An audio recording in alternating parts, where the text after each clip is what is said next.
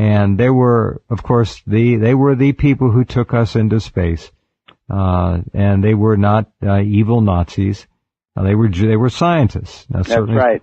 They all wanted to go into space and to the moon and elsewhere. And of course, Hitler and his secret agents all kept them under lock and key, and they had the threat of their being killed and their families if they did not row the boat. And develop military weapons, rocket weapons. That's right, exactly. Yes. So they had to do that.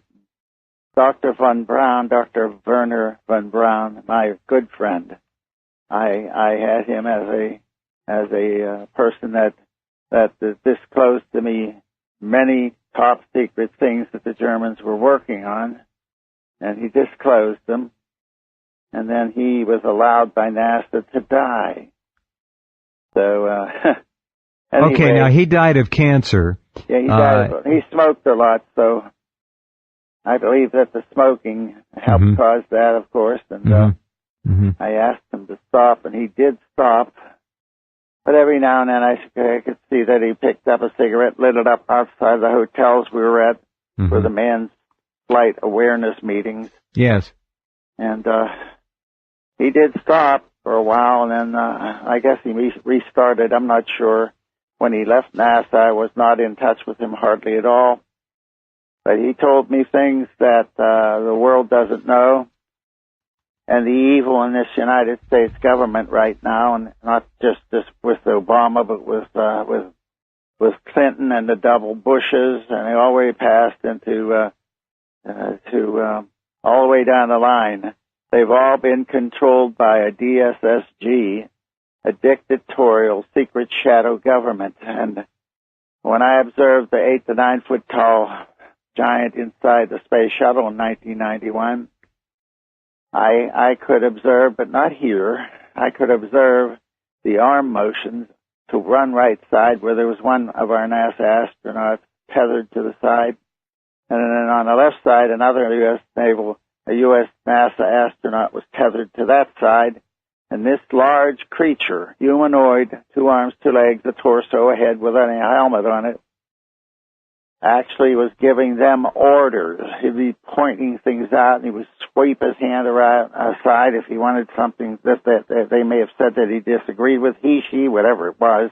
Yeah, yeah. But then that there evil creature, I guess it's an evil creature. Hard to know.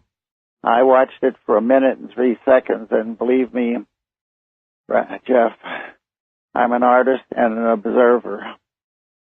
In 1 minute and 3 seconds or 7 seconds, I forgot what it is now, I observed everything he did, and I had an excellent artist of mine that has now been stopped from doing me any artistic renderings again.